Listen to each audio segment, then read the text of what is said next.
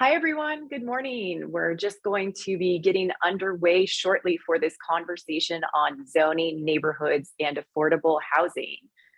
We'll get started in just a moment with introductions.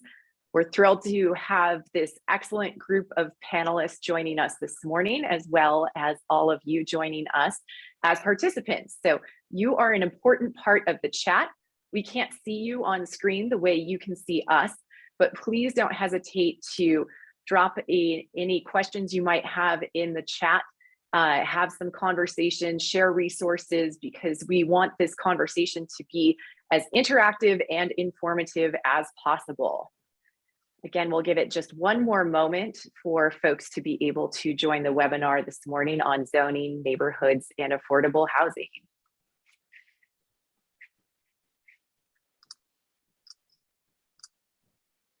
If you want to introduce yourself in the chat and tell us who you are and where you're joining from, that's really helpful to us as panelists and me as the moderator, so I know who all is joining us and we can say hello to you all.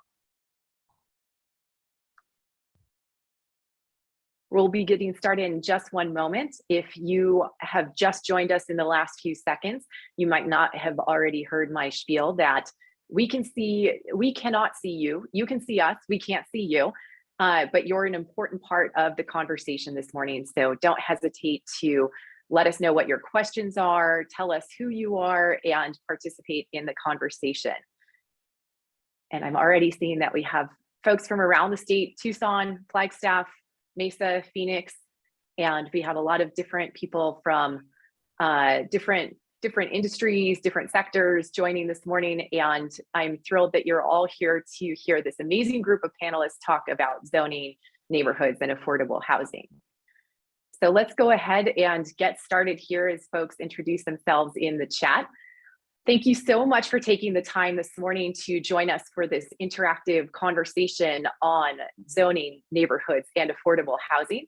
My name is Serena Unrein, and I'm with the Arizona Partnership for Healthy Communities. We are thrilled to be co-hosting this webinar this morning with the Arizona Housing Coalition. We have three excellent panelists with a lot of insight to share with you all this morning. They are going to be demystifying the zoning process and talking about how zoning affects land use, housing choice, economic development, and equity in our neighborhoods across Arizona. A few things to note before we get the conversation started. You can see us, but we cannot see you. So if you're still in your pajamas, we are none the wiser. You are a key part of the conversation though. So we want you to join in and ask your questions. It might take us a little bit of time to get to some of those questions. You can share them with everyone, or you can direct them just to the host and panelists, whatever works best for you. Please continue to ask your questions throughout the webinar because we'll try to get to those as they come up. We will be recording this online discussion and sharing it with everyone who registered for the webinar. So if you want to share this conversation with any of your colleagues or friends, we hope that you do because it's an incredibly important conversation. So I'll go ahead and have our three panelists introduce themselves. I'll start with Lissa. Good morning. My name is Lissa Strada, but I go by Lissa. I am a planner and a consultant for Cloud Hall Creative Solutions. And I have been interested in for quite a long time why cities are built the way that they are. And so that has really driven my career and my choices. And so I worked for the city of Phoenix for about 10 years and got to see why the city of Phoenix is built the way that it is from a lot of different angles and perspectives. And then I decided in 2017 to start my own consulting firm and move over into the private sector, where I've been working with private developers along with nonprofits on everything from going through the entitlement process and permitting to helping neighborhoods plan their neighborhoods, as well as working on issues around incremental development. Thank you everyone for joining this morning. It is quite an impressive group of people, so I look forward to the conversation. Thanks, Lissa. We'll head over to Tucson and have Shay introduce herself. Hi, my name is Sharia Jimenez. I'm a fifth generation Tucsonan. I grew up in Tucson, and my family's been there for a long time with historical roots in Eloyo and Barrio Blue Moon. I graduated from the University of Arizona at Capella in architecture, and now and then I've been working as a designer pretty much ever since. I spent 10 years working in affordable housing and doing a lot of community planning as well with Post Myrtle McDonald here in Tucson. And then recently I've started my own practice, Cuadro, and I really shifted from doing largely commercial work, large projects, affordable housing, light tech projects, and now I'm really focused on small scale development, and especially mostly at the residential level, but I've also been working with some trying to figure out how to start doing commercial, but it's pretty tough. Small scale commercial, I think, is probably one of the hardest types of development projects to take on. So that's it. So glad to have you here this morning. And last but not least, Jeff Spellman. Hey, good morning, everybody. I'm Jeff Spellman, and I'm a retired 30-year career in Phoenix Parks and Recreation. And since I retired in 2012, I've really gotten more involved in community advocacy from a neighborhood perspective. So there's a few groups that I'm involved with that relate to this zoning discussion that we're having today. First and foremost is the Violence Impact Project Coalition. And we're an umbrella group of neighborhood organizations in Phoenix along the 27th Avenue corridor. And we work to create a community plan that sort of drives our zoning decisions in the area and how we want our area to look a few years down the road. I'm also involved with another group called Take Action Phoenix, and this group worked to create legislation to regulate sober living homes, and that has a zoning implication because it regulates spacing of those homes, and we also advocated for licensing at the state level for these homes. I also serve on the City of Phoenix Zoning Disability Accommodation Committee. And this is a group that hears ADA requests for community residence homes and centers that don't meet the zoning requirements, mainly on spacing. Lastly, I'm involved with a group called the North Central Phoenix Neighborhood Preservation Task Force. And this sprung up over an issue over a methadone clinic in our community. And this group worked with then Senator Brophy McGee to get regulations to regulate opioid treatment programs. So those are kind of the key things that I'm involved with. And I'm going to be speaking as a community volunteer, community advocate from the neighborhood perspective. So good morning, everybody. Glad to have you here, Jeff. It sounds like some of the work that you've been doing is really relevant to the last webinar that the Arizona Housing Coalition and the partnership co-hosted on addiction and access to housing. So again, all of these issues are interrelated, and time again, we see the impacts of how housing really affects health and everything else in our community.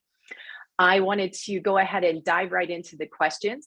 And the first question that we have is really getting to the heart of what we're trying to discuss this morning. What is zoning and how does it impact neighborhoods and affordable housing? And Lissa, maybe I'll start with you. Okay, so zoning is, and I'll keep it kind of simple for this conversation to start out with. So zoning is basically a regulatory framework that allows cities and counties to determine the use or the development on a particular parcel. Kind of an important note with that is the way that zoning is passed down, I guess you could say, from the federal government to the states and then to the counties and to the cities. And I think that's an important statement to say, is because the state or the federal government at any point in time can make changes to laws that impact local governments. A couple great examples of those would be locally here in Arizona, Airbnb and vacation rentals, and how the state basically told cities that they were unable to regulate those uses. So my hometown of Jerome, they were in the process of making the determination if they wanted to classify vacation rentals as residential or commercial, and therefore restrict those uses into a smaller segment of the town. But when the state passed that, they were unable to do so. Another good example is out of Oregon and a law that they passed in 2019 that basically made single family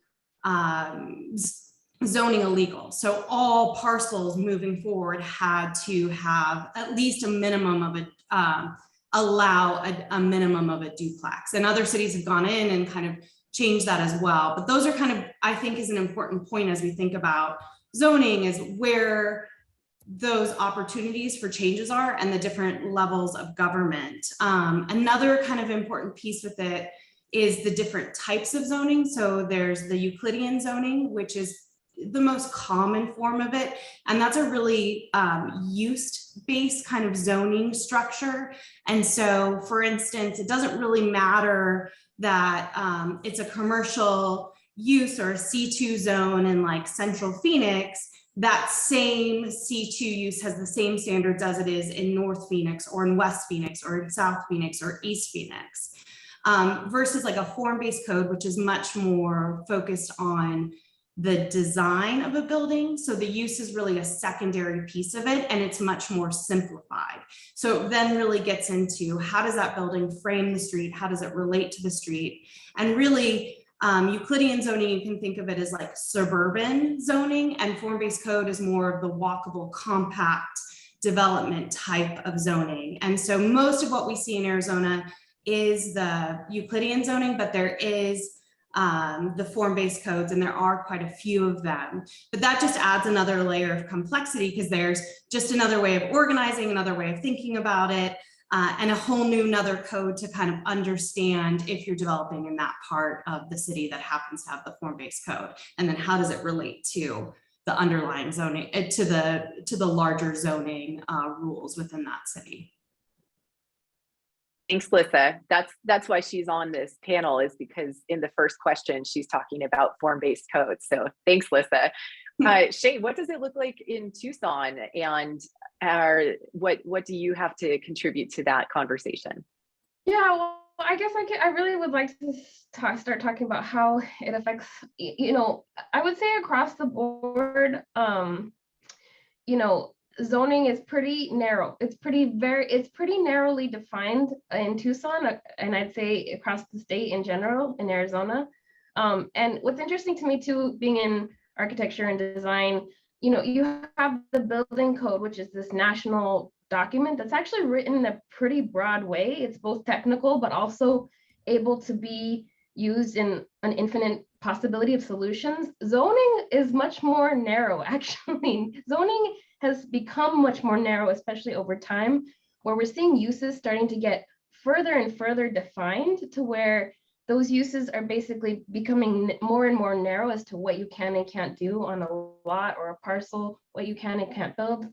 And what's interesting to me about it is that, the other thing about zoning is that it changes from every jurisdiction. It can change from city to city, county to county, and that's happening across the board nationally, which is why people are looking at zoning, because it's kind of a mess. I mean, you basically can't practice as a designer in one community and be able to stamp or work in other communities, because you have to learn a whole new code every single time. So there's just like a lot of efficiency that's lost, and a lot of and again, that affects the building industry, because basically you always have to work with a local architect. You always have an architect of, it's called an architect of registry, like the architect of record, and then sometimes you'll work with the designer and it's a team, but you always have to have that local insider, because they're the ones who know how to navigate these very complex and bureaucratic systems.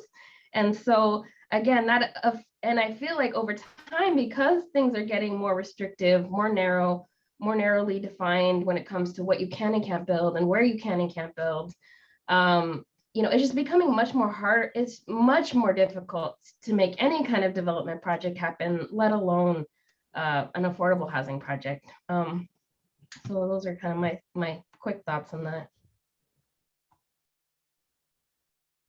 Before we get to Jeff, Lissa, did you want to hop in? No, that's okay. I saw you unmuted, so I wanted to give a chance. But Jeff, as a neighborhood advocate, how have you seen zoning impact neighborhoods? What are you seeing in your community? Yeah, thanks, Serena. Yeah, that's what I want to speak to today is really the impacts of zoning on neighborhoods and affordable housing. And in my neighborhood in Central Phoenix, the I-17 was constructed back in the early 60s. And when they did that, they also changed the zoning along that corridor, and they set it up in those times to concentrate multifamily along that I-17 corridor. And so what we've resulted in now, I mean, you understand why you want to have density along transportation corridors. We understand that, but I'm going to speak continually today through the need to have balance in our communities, and probably not so much from this concentration of certain zoning in certain areas. So what we've ended up with now, 60 years later, is a high density, some of the highest density of anywhere in the city of Phoenix along the I-17 corridor in Central Phoenix. And not very much investment in the area, whether it's from private development investment or whether it's from our government investment in the area. And so now what we have is a lot of dilapidated, crime-ridden neighborhoods. The community right south of me is just horrible for the amount of crime that goes on in that area. And I think even from the 60s, I don't know that we've learned that much from that time, because we're kind of going through the same thing with transit-oriented design along light rail up in North Phoenix. There was a plan put in place that before anybody really knew what was happening, got a very high concentration of low-income housing concentrated along light rail. And that's something that once communities learned about this, they really got up in arms about it. Not that they want low income excluded, they just don't want it to be solely low income. We really all are searching for a good balance in our areas. And as our cities grow and we need to concentrate, have a higher density along these transportation corridors. Certainly the growing light rail is a need for that, but we need to have balance in there. And so some of you are familiar with the old Christown at 19th Avenue and Bethany Home Road. This is an example of where developers are trying to create new mixed communities. And even on our side of it, from the neighborhoods, the neighbors who have lived here for a long time, they're kind of opposed to it. And part of it is, digging your heels in and saying, I don't want change. I want it to be the way it was in the 60s and 70s and how I remember Christown. And they don't look at the growing needs of the community. So somewhere along the line, we have to come together. That's a challenge for developers. That's a challenge for neighborhoods, is learning this dialogue, learning this conversation, learning the wording, learning the process, and developing some level of trust, I think, between the communities and the development community. And those are the things I'll probably continue to hit on as we go through the webinar today. Good. We definitely will talk about the process and how zoning gets changed. And I do want to hop right into some of the audience questions that we're seeing right now, because I think it's really relevant to the things that each of you has brought up in just this first question. So Artie had asked if anyone was suggesting uniform zoning for small towns and cities or eliminating unique local circumstances. And Shay, I'm going to have you start with that question and talk about whether you're suggesting uniform zoning or if you have thoughts on what you'd like to see. I mean, no, I definitely not. I mean, I definitely think that there's a certain element of every local jurisdiction having a certain amount of control that makes sense, right? Every community is unique. However, there's some things that it just shouldn't be as difficult now as it has become. And my whole thing is I work with homeowners. I'm not a developer. I work with homeowners who are just trying to do something as basic and simple as I want to like enclose my porch to make a second unit for my aging mother. And that has become so difficult to do. We're working right now with the Mi Casita project. It's a grant funded project I've been working on to get casitas and or accessory dwelling units legalized in Tucson. And that was such an uphill battle, such an uphill battle for something so small that again just should be so easy to do. I think that the things that the state could do easily would be to kind of follow what California did, and that would be to quickly legalize everything up to a fiveplex, fourplex, triplex, duplex. These types of very small infill units are never going to be above 2 stories. They're going to fit contextually within any neighborhood. And really what I'm finding, again, with Ryan Stevenson on the line, and a lot of us have been working on small scale development now for, the past few years, trying to figure out how we get that ball rolling. That is the type of development that's most likely going to keep wealth in our communities. It's going to allow homeowners to create an income property from themselves or provide for their families. And in that way, I see us being able to kind of increase wealth together. And I definitely see and feel the need to control larger development projects and still maybe have some oversight when you're looking at planned communities where you have hundreds of units, and the impact on the area is going to be really great. But for the small scale projects, like those just need to be legalized, and the process needs to be efficient and easy. And similar for small scale commercial, which is another hard line that typically, most jurisdictions draw a hard line. Once you're in commercial, it's like now you need engineers, you need stamps. Well, how does that affect a local business owner who just wants to do a simple tenant improvement? How are they going to start their business when now they need, right, all this capital just even before they're getting into the ground? It's just all these. I think there's steps we can take now to kind of legalize and make more efficient the types of developments we know will work and have worked and have stood the test of time. This type of small scale development isn't anything new. It's townhomes, casita clusters, his projects that are now historic in most of our communities that are almost impossible to build now because of parking requirements, because of all these height restrictions, density restrictions, and these are really projects that people really love and have stood the test of time. So I think that we really want to go back to kind of looking back at what was allowable in the 40s, 50s, and 30s, and figuring out how to get more of that type of development that again puts development in the hands of our local small developers and gives them the competitive advantage. Because what's happening right now is that communities are fearful of development. I get it. There's been a lot of bad projects out there. Developers will do what they want to do regardless. They have the money, the lawyers, the resources, the time. But who's getting left out of the conversation? The more we tighten down on the restrictions, the more we make things exclusive, the more that we have actually all of our mom and pop small scale landlords having trouble accessing the code. They don't have the lawyers. They don't have the resources as the planners or people to hire. So again, I think that yes, there needs to be a certain level of control for each jurisdiction, but we should kind of come to some form of agreement as to what types of projects, again, get that competitive advantage. And right now, it really is the big developers who have a competitive advantage. And it's kind of a counterintuitive. You would think that the more restrictions you put on development, the more you try to control it, the more you put things through design review, the more control you'll have. But in that process, you end up excluding everyone who's probably making under $100,000 a year, So, and basically, also with I would say in general, Arizona's zoning is exclusionary. I mean, it just is. It's become so narrow. We're used to only 3 or 4 types of development projects. It's suburbs,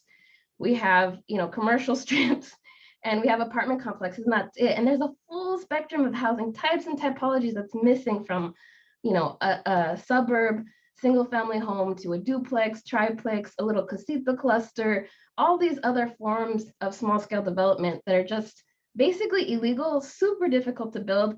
And most builders just don't want to go through the headache of trying to figure out how to make those work. Shay, you are amazing, as everyone in the chat is noticing. Thank you for sharing all of that. So yeah, I don't think we're advocating here for uniform zoning. So Lisa, I think you also have some thoughts on flexibility and who is benefiting and who is not through our current zoning system.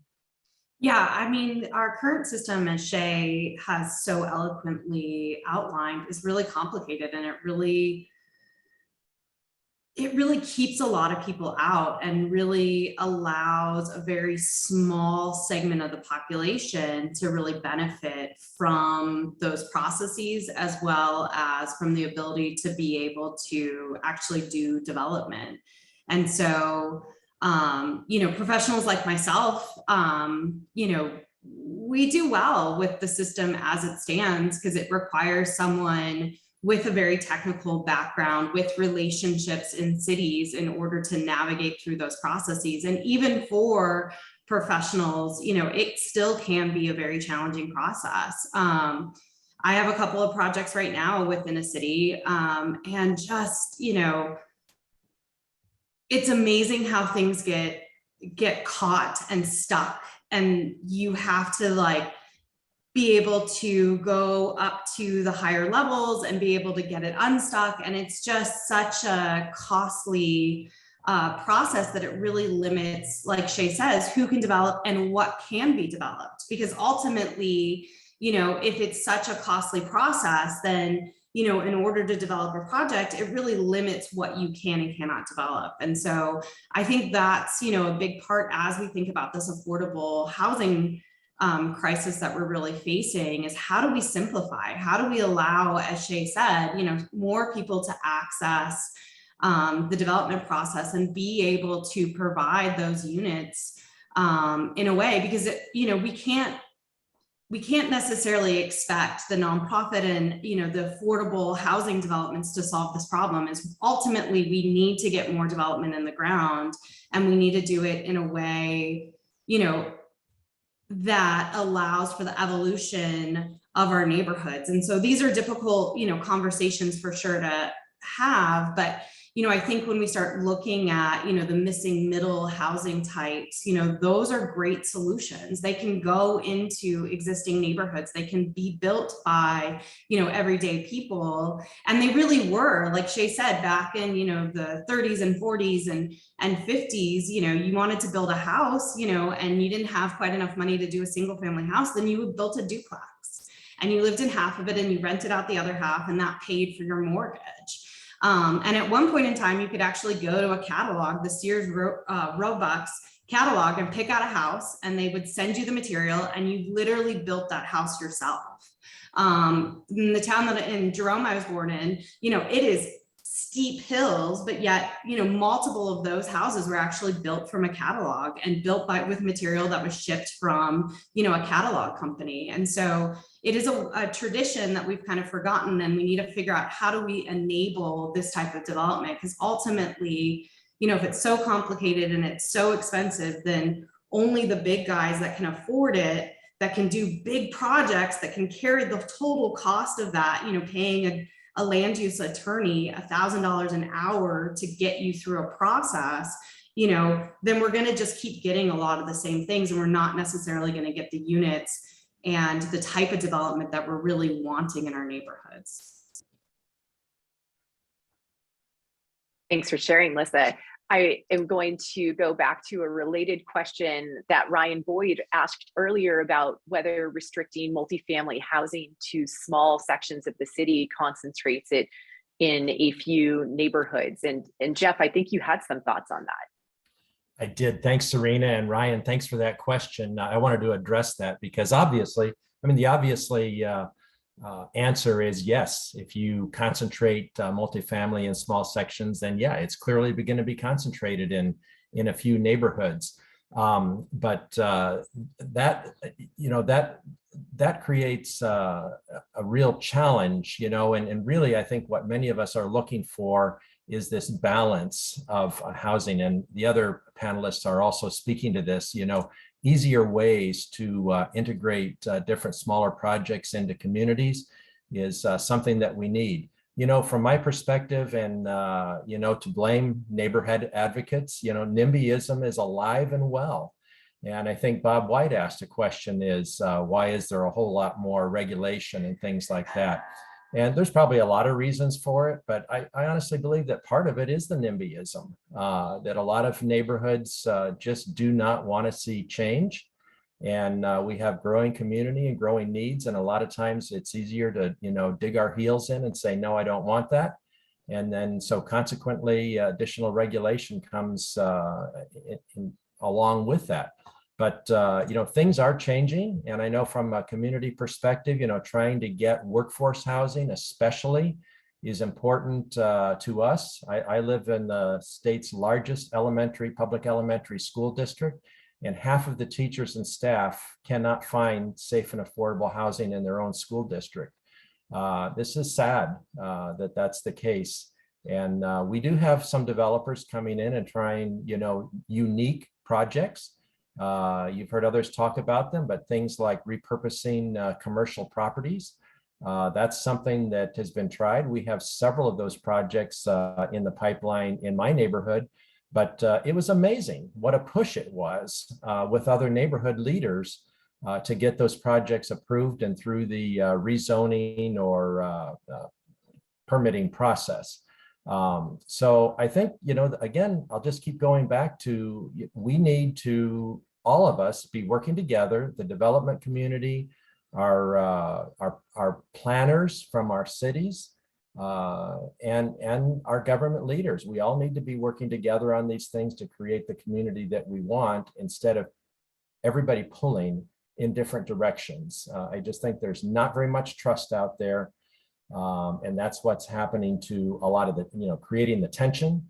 It's creating a backlash of additional, unnecessary regulation. And we need to work on that. That's something we need to work on really hard.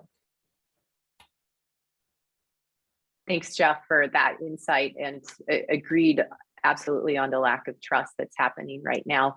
I'm going to shift to another question here in a moment, but I just wanted to point out in the chat that Anne has introduced me to a new acronym, at least, that beyond NIMBY, we now have bananas build absolutely nothing anywhere near anything. So thank you, Anne, for helping all of us learn a new acronym this morning. I wanted to get to Jay Young's question.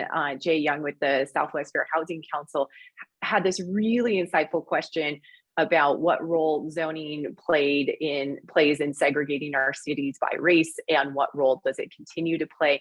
And I think that we really do want to talk about some of the historical roots of zoning here, and whether it was designed to create uniform neighborhoods and control traffic patterns and allow room for a city to grow, or was it created to restrict who could live in certain communities.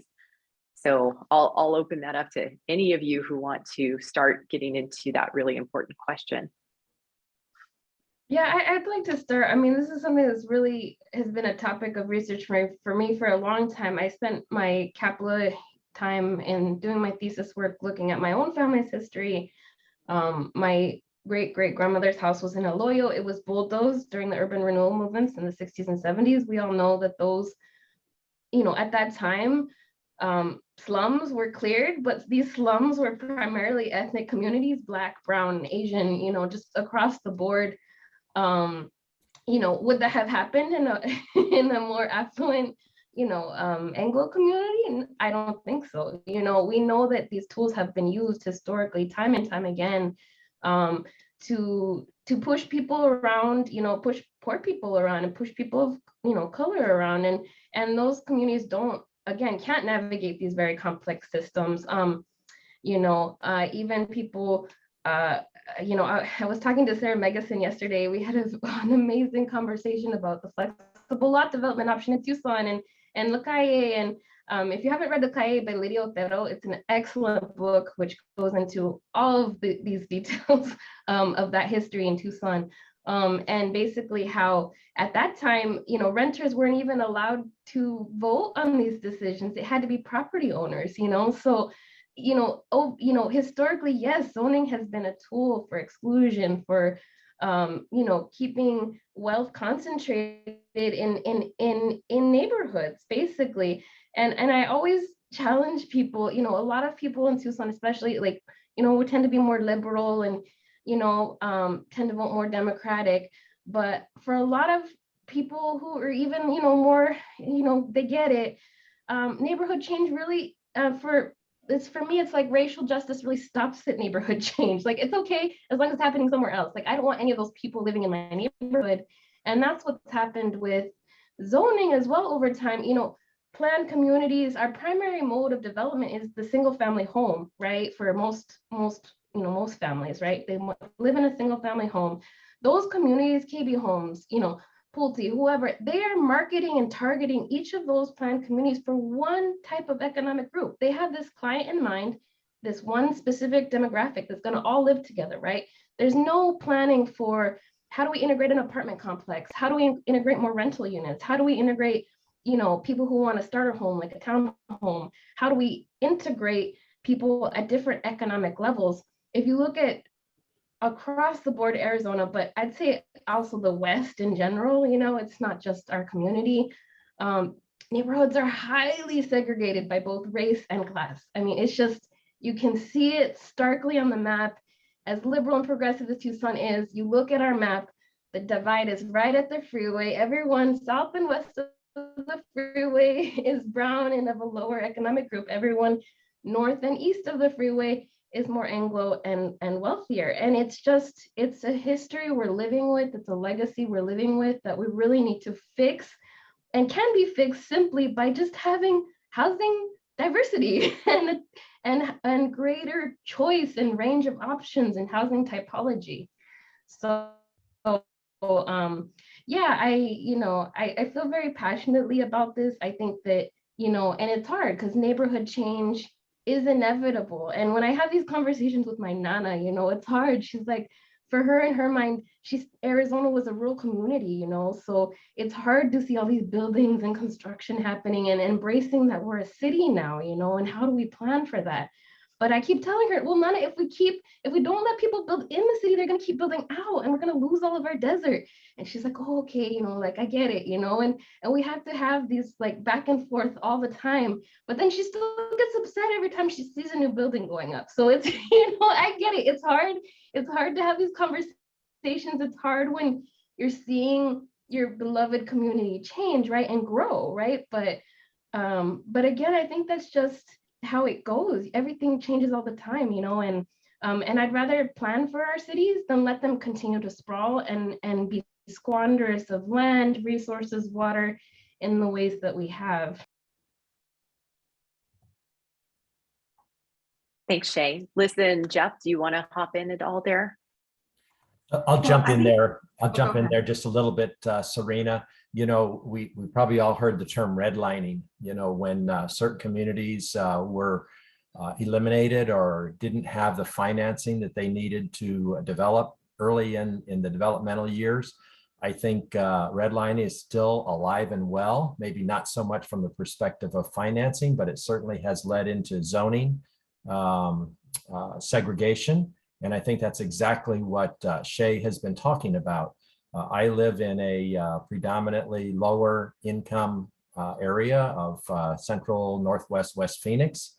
And certainly the investments have not happened here like they have in other areas of Phoenix. I think part of that definitely is related to the zoning. And the other part of it is what Shay is alluding to is, how communities engage in this zoning process. And I think that's something else we need to get to is how communities participate in changing that. I, like Shay, live in a neighborhood where many of the families are monolingual Spanish speaking. And these are hardworking, busy people working jobs, sometimes multiple jobs just to make ends meet. And so, they, culturally don't understand the process of how to be involved or engaged, and they just don't know how to get their voices heard. And so that too is a big problem here in addressing zoning issues.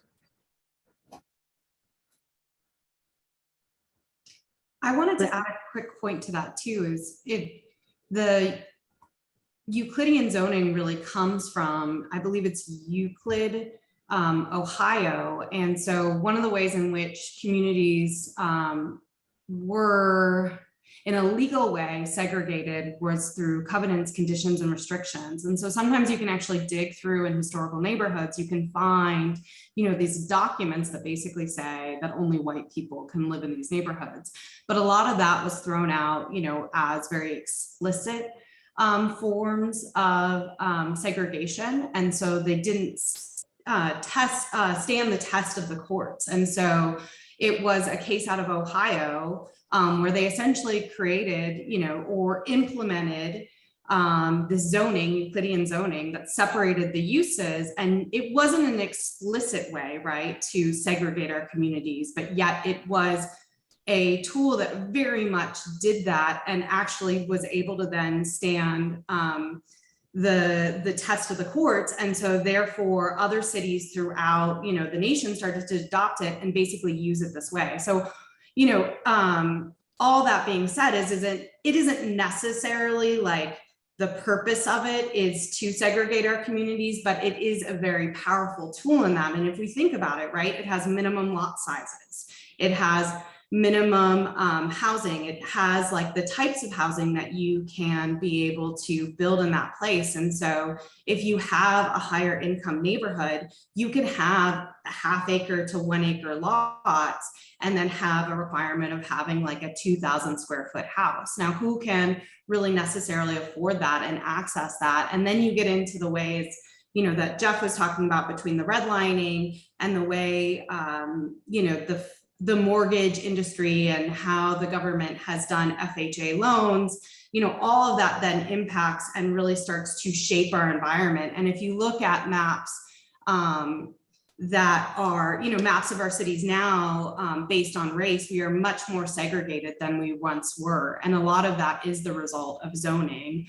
And Jay mentioned this in the chat, but the book, The Color of Law by Richard Rothstein is very fascinating on this topic. There's a really awesome quick hit video that you can do that I think gives a good summation of how all these various tools have kind of come together to create the environment that we're living in today. And really, then you layer over on top of that, the data that Serena with the Arizona Partnership for Healthy Living has done, and then you see the health impacts of that, of why, why is it that someone in South Phoenix lives 10 less years than someone that's living in Scottsdale, and so, you start to layer all this information in on each other, and zoning really has this amazing impact on shaping our community in really profound ways. But it's not the only way in which it's done. There's all these other pieces. There's finance, there's the code,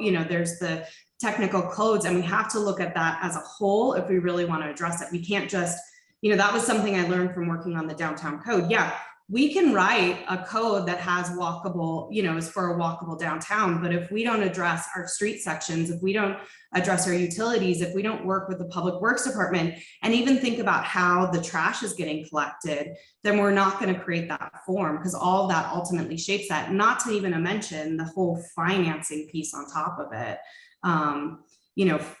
Form follows finance, and it's such a strange thing to think about, but all these kind of pieces come into play. And I think that's why it makes it so complex and so difficult. And that complexity really prevents a lot of people from being able to participate. And then it also leads to decisions that are made that have ripple effects that are just really profound, but ultimately come from a good place of intention. So I don't, I wish I could wave a magic wand and get this all fixed, but I think we just have to like really kind of take a look at the whole and understand how all these pieces fit together in order for us to figure out a solution moving forward. Really insightful pieces there from all of our panelists. And thanks, Lissa, for bringing up how zoning actually has big impacts on the social determinants of health and how it impacts your ability to have fresh food nearby, your ability to get to work and school. So clearly zoning has a big impact on your ability to live healthy and be well.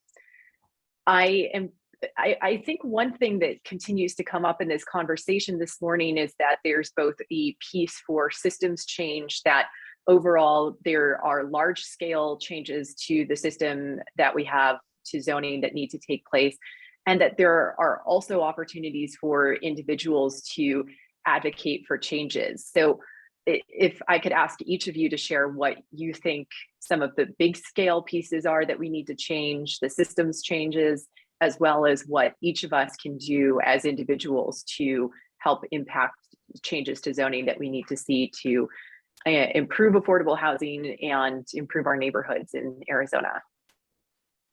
Just a nice lightweight question to start your morning. Jeff, do you want to start? Sure, Serena. So, I don't have the answers by any means. I mean, the big system questions, I don't know exactly how we fix that. But I do know that I think we need to get people in our communities, our neighbors, I think we need to get them more educated about the zoning process and how they can be involved. In the years that I've gotten interested and engaged in community advocacy, I found out that it really isn't necessarily all that complex. The zoning process as one of engaging in public meeting opportunities, whether it's at your village, whether it's at the planning commission, or ultimately the city council. But again, I think having conversations, building a relationship for one with the planners. They're the ones that drive an awful lot of decision making. Now, not necessarily changes in the zoning, but in working with the existing zoning. I think building a relationship with the village planner is crucial for us to know and understand that process. The village planner can also help us to have some sense of trust in the process and get our voices heard. They really can do that. I think the other thing is building that same relationship with our elected officials. In Phoenix, that's our city council. Since zoning is primarily a city function, you've got to have those relationships with your council members. And so, for us, ultimately, any zoning case can pretty much be stopped, with one person's vote on the council. So you try to bring in a big project into a community. If that council member doesn't like it, the community doesn't like it, that council member can, make a motion to, not approve that request, that zoning change or whatever it is. And most of the rest of the council members will go along with that one person. So developers, I think, know and understand this, but I don't know that neighbors do. And it's a frustrating part for many of us.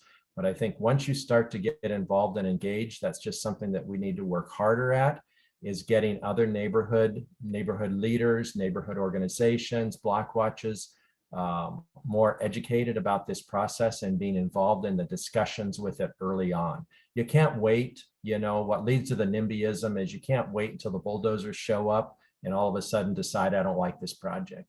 That just doesn't work. So anyway, I think we've got a lot of work to do there in educating the people that don't have easy access, the ones who don't have access to lots of money and lawyers and zoning attorneys and all those sorts of things.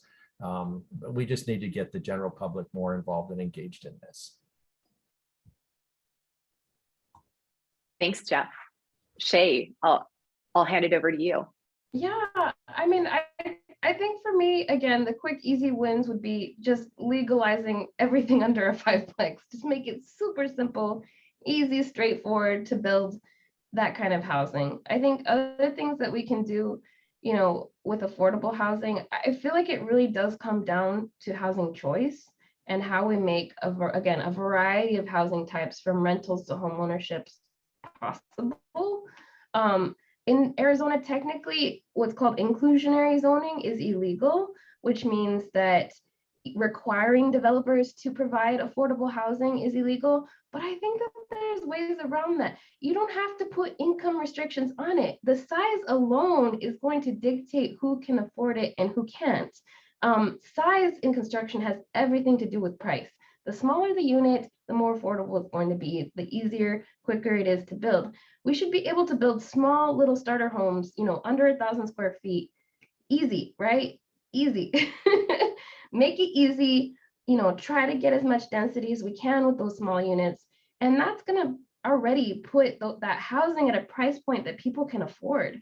And so, so that's where I feel like I think that there's ways we can work around the restrictions we have about exactly mandating you have to have this number of affordable housing units. You have to have, right? It becomes less political that way. It's potentially an easier win.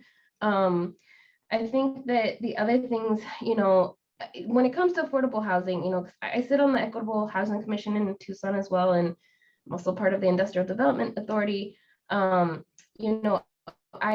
really interested as looking at, for Arizona, construction is a huge economic driver. I mean, again, the more that we get that into the hands of the people, everyday people, the better. We need to activate every single sector, from the public sector to the private, nonprofit, everybody, and your homeowner. Your homeowner could be a part of the solution, which is why I got really excited about Casitas, because I was like, oh, this is a way, homeowners can be providing and increasing our housing stock, So I think all those things, and just make it simple. That's my biggest message. Like, the zoning code needs to be simple enough that anybody can pick it up and use it, whether or not you're, an elder who's trying to financially plan for your retirement, or, buy an income property, or you're, single mom and you happen to inherit this, your family's home. Like, anybody should be able to use the zoning code, understand it,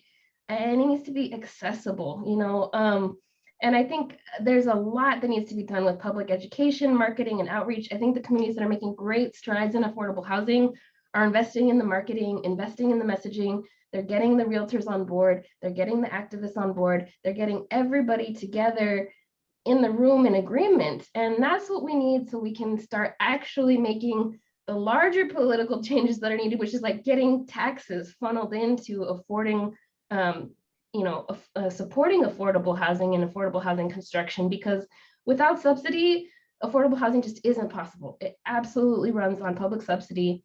And there's two big buckets for affordable housing. It's like, how do we get the most density, right? Like any developer, how do we get the most amount of units for the most amount of people? The other part of the equation is subsidy. We just need public subsidy. And that's going to take a huge effort, a huge marketing effort across the board. I think it's a tough uphill battle in Arizona. And so I think that those are kind of the larger pieces that need to be worked on in the immediate term. Thanks, Shay. Lisa, what are your thoughts? Large scale change and individual advocacy. Well, I think, I've definitely moved into this, like, how do we start breaking down these pieces into doable steps and getting the ball rolling immediately? I think I've written enough plans at this point in time that are sitting on shelves that I feel like we just need to figure out these simple solutions. And I think a great one is just legalizing ADUs. Everybody should be able to build a granny flat in their backyard if they want to. And then along with that, starting this conversation as a community, as a, I think each individual community will have to do this, but I saw this in Pensacola, Florida, where they started this organization called Civicon. And really it's about raising the IQ of the community to be able to address these issues and helping them to understand the complexity of it. And it all started with this idea around values of like, what is important to you and your community? And what they found is everybody wants safe streets. Everybody wants, opportunities for their children. Everybody wants good schools. And a lot of folks want their kids in Pensacola. What they found is a lot of people want their kids to come back to their community and start their families there instead of moving on and moving to another city. And so having those shared set of values, they've been able to enter into some really challenging and difficult conversations. You know, some of the communities I've been working with as of late, you know, this idea of displacement and gentrification is real. They're actually in the process of experiencing it, where, you know, generations of families have been able to live. I think, you know, in some neighborhoods in Tucson, it's like 7 or 8. They're on the 7th or 8th generation that have been in these neighborhoods, and now they're seeing their kids unable to afford, unable to stay. And so, you know, part of that conversation is starting to break the two pieces apart of, you know, do you want to preserve the rural suburban fabric of your neighborhood, or do you want to preserve the people and the community in it?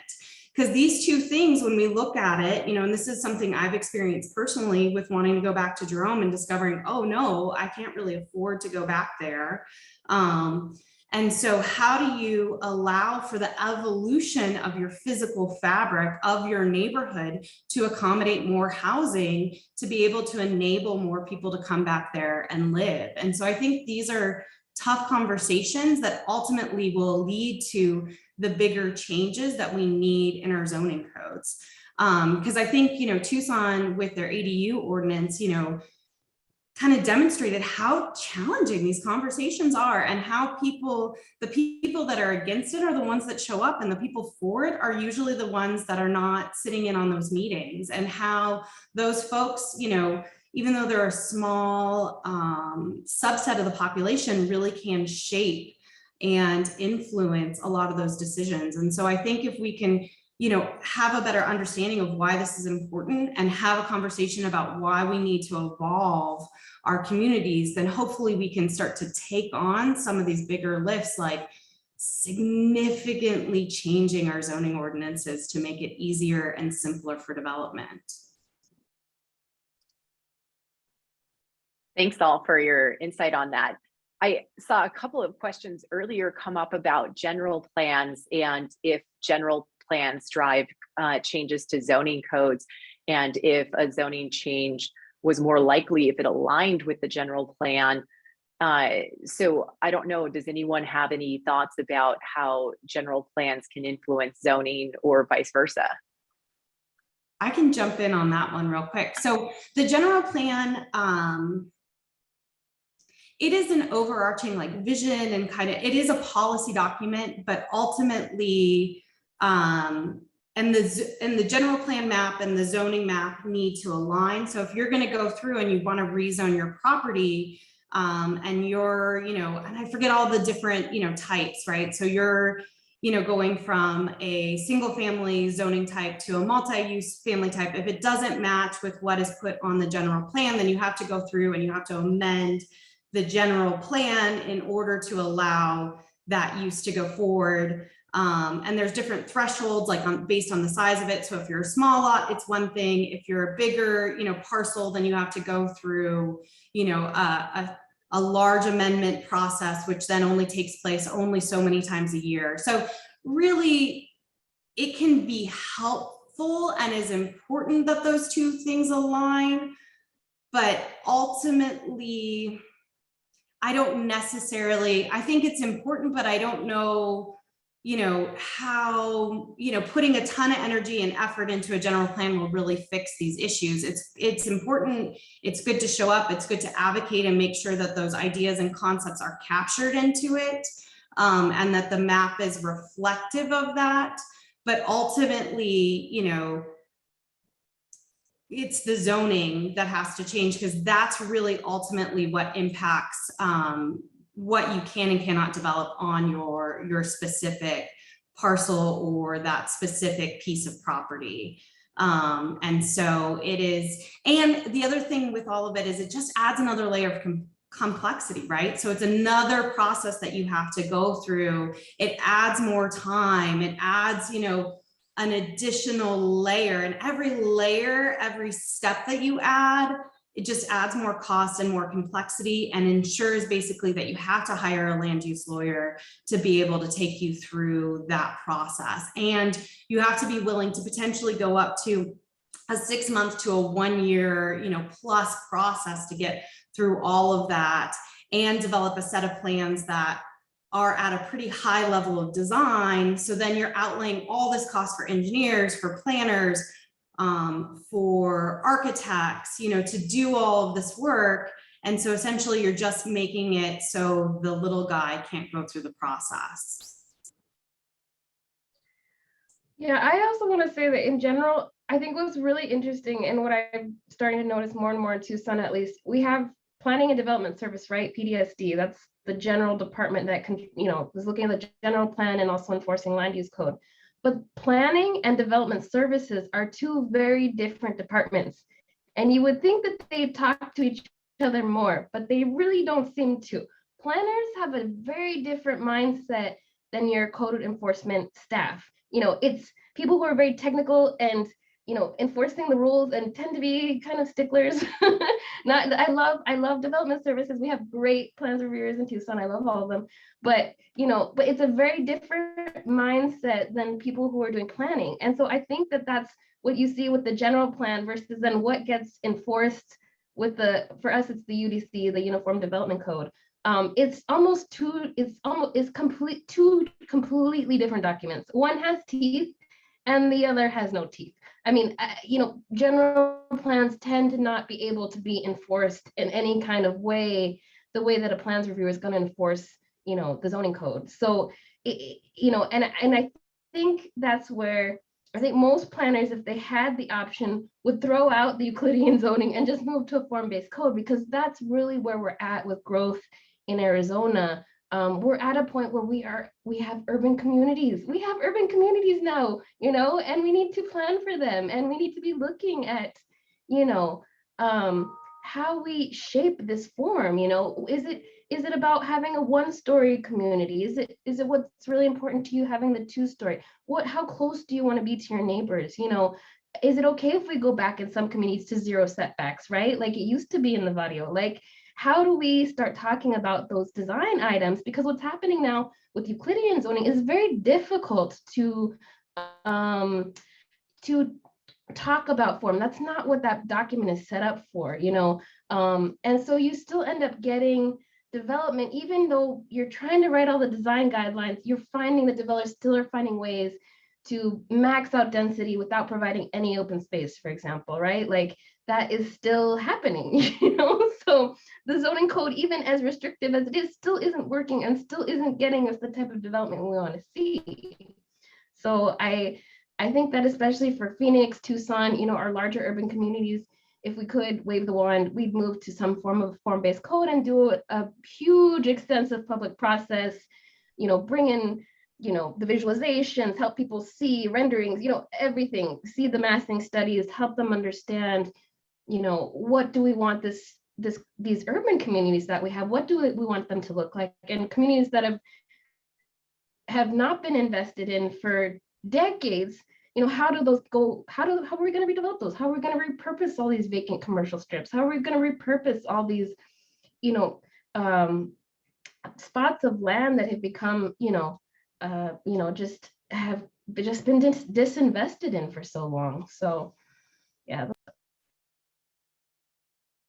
Thanks, Shay. One thing that you said last week when we were preparing for this webinar that really stuck with me is that you said we need to keep it simple, that we've designed a very constrained system. And I thought that was really accurate. It hit me in a different way. So thank you for sharing your thoughts on general plans and just zoning and how they intersect there.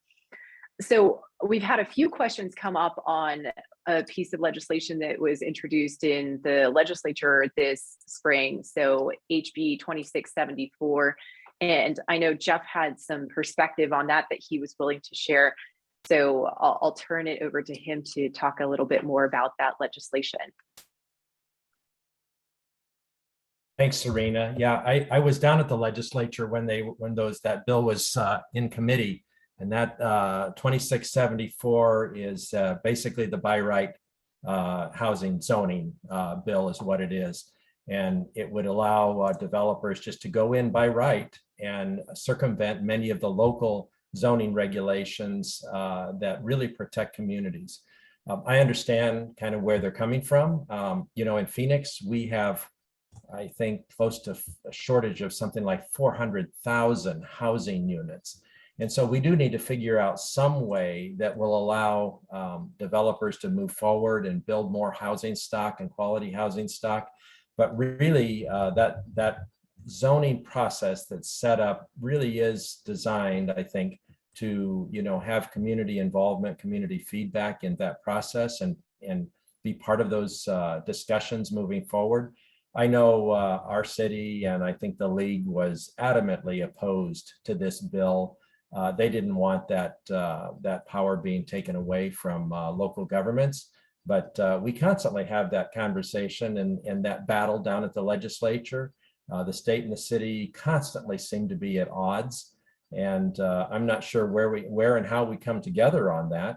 But we need our state and our local governments working together to make sure that there's, that we have the investments that we need in our community, that will get our, increase our housing stock. That's what's driving the housing and shortage and the crisis and the affordability issues, is there's just not enough of it.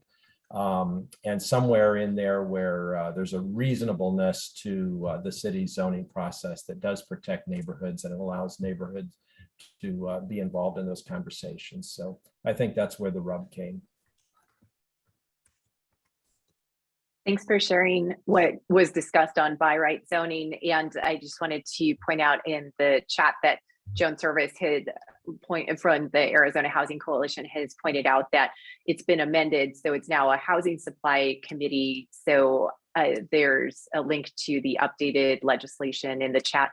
But I think that it's really helpful to hear what the conversations have been at the legislature and to know that there are conversations around by right zoning, and just that this is a topic that is coming up at the Arizona legislature. And I think one thing that's clear to anyone who works in these fields is that housing used to be a topic that wasn't very, very popular, and there wasn't a lot of discussion about affordable housing at the legislature. So unlike 5 years ago, I think at least now we're hearing these conversations and we're having conversations about affordable housing and what it takes to create the communities that we want to live in and provide everyone with a safe, affordable home in Arizona. So at least we're making progress in that regard, that housing is now a really important topic of conversation. So we're going to be wrapping up here by 11:15. So I want to be respectful of our panelists' time, and I'm going to have them share their final thoughts before we wrap up. I know that there were a lot of questions in the chat this morning that we didn't get to. I really appreciate the excellent conversation and the resource sharing that was occurring in the chat today. That will be preserved along with the recording when that's posted on our website, and everyone who registered for the webinar today will get a link to that recording. So all of those resources will be available to you, and I'll do my best to include them in the follow-up email along with the reading list that everyone was able to compile, and maybe we'll start a book club together as well so we can continue these conversations. I'm sort of joking about that, but if anyone's interested, let me know. So I wanted to go ahead and have a chance for our panelists to wrap up any final thoughts that they have. And Jeff, I'll go ahead and start with you and have you share any last thoughts you have on zoning, neighborhoods, and affordable housing. Thanks, Serena. And thanks, everybody. It's really been exciting watching the chat go on. There's lots of great information being shared. Clearly we're in an affordable housing crisis in Phoenix. I think, we need to find ways to increase our housing stock. Neighbors want balance, and we want to support the workforce housing. That's something that we're in huge shortage of. One thing that hasn't been talked about today, and I just want to throw that out there as a last parting thought, but land trusts are a possible solution also. While we're talking about a lot of times people don't want, concentration of low-income housing concentrated. Home ownership does allow people to create wealth, and it helps to create neighborhood stability. And the land trust model, something I've just kind of recently learned more about, certainly is something that can go down that road where the land stays in perpetual trust, and people can have affordable ways toward home ownership. And I think that will go a long ways toward creating stability in neighborhoods, getting people to move into a neighborhood, invest in a neighborhood, raise their kids K through 12. It will affect our school system. And it also will reduce this animosity between, single family home ownership and rentals, low income rentals and things like that. So I think that's something to really think about as the land trust model. We're hopeful to get one here in my neighborhood. That's why I'm excited about it. Thanks, Jeff. I'm so glad you mentioned land trusts. Lissa, I'll have you share your final thoughts next. Well, thank you everybody for your time today and all the very thoughtful questions in the chat box. I could definitely geek out on the subject, I think, for hours on end with all of you, and hopefully we'll get a chance to again in the future. But I think, a big part of what I want to wrap up with today is to say that, I think a really big part of this is how complex all these systems are and how interrelated they are with each other. And so often we want to come in with just simple solutions like, oh, if we just, add this, this overlay district, if we just, change, if we create this policy document, all of it will be fixed. And I unfortunately don't think it's that simple. And so I think part of it is just kind of taking a second and seeing the big picture and how these pieces work together and just figuring out, it's not to say that I don't think, because I really do believe incremental small changes could potentially be the way in which we start to dive into this, but I would just be hesitant to, really push for additional pieces and adding more on top of the already complex process that exists. And really kind of, if you're thinking about those pieces, if you want to add more to it, really question what those are and really start to ask the question of what can we remove? What are small things that we can start to take away that start to simplify this process and allow for these changes to start to occur organically and allow for more people to be able to build housing units. Because I think ultimately, that's a big part of the solution here is we just need more housing units, and we're not going to be able to subsidize our affordable housing crisis away. And so how do we make it easier in our codes to just enable more people to participate and build their neighborhoods? Thanks, Lissa. I think we're not going to be able to subsidize this crisis away, or that's an excellent parting thought. Thank you. And of course, Shay, we want you to give your thoughts and appreciate all of the insight you've shared today. Yeah, I think my main, point was already driven home. It's got to be simple. In Arizona, in Tucson, we did a poll as part of our process helping get the Casito Amendment passed, the ADU Amendment passed in Tucson. We found that we have a really strong owner builder community in Arizona, and especially in Tucson.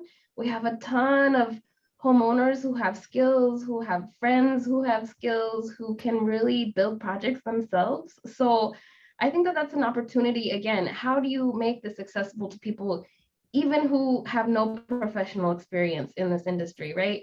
And then secondly, I do kind of want to go back to the land trust too. I see Gigi on the line with Pima County Community Land Trust. That's our local land trust here in Tucson, doing great work. But those models are very expensive models, and they do require public subsidy.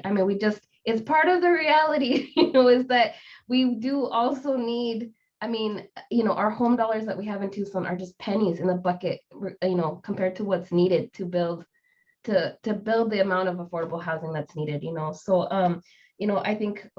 I hope that we can get those kind of, again, marketing efforts out there to better subsidize our land trusts. And land trusts are a tool that's legal now in Arizona across the state. And in lack of, with lack of having, inclusionary zoning, is one of the tools we can use, and it's very underutilized. And I do feel like we could be investing a lot more in our local land trusts across the state. I agree with everything about everyone has said about empowering local communities. Again, trying to keep the knowledge and the power as much as we can in the hands of, neighborhoods and homeowners and all the people who care about their communities, and definitely, need to continue to span those, create those bridges, to make all this very difficult stuff that's also sometimes really boring for a lot of people, make it more accessible and exciting, and get everyone to care and to try to, kind of come to some consensus and be on the same page about the kind of communities we want to see and live in.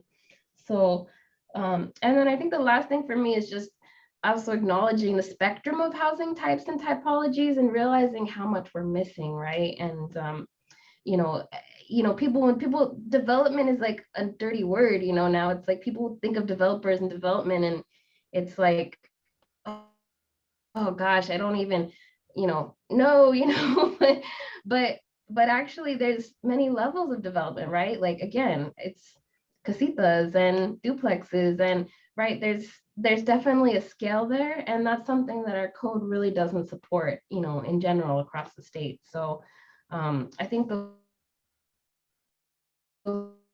are kind of key things I've been thinking about. Thanks, Shay. Thanks, everyone. Lissa, Jeff, Shay, you've been tremendous panelists. I've learned so much from you, and I can tell from the comments in the chat that a lot of what you're saying is really resonating with everyone who attended today. On behalf of the Arizona Housing Coalition and the Arizona Partnership for Healthy Communities, I just wanted to thank not just our three panelists, but everyone who attended today, because you all have been engaged and asked really insightful questions and really contributed to this conversation. So I really appreciate everyone for showing up today, and a round of applause, virtual applause, to our excellent panelists. Thanks everyone. Have a great day.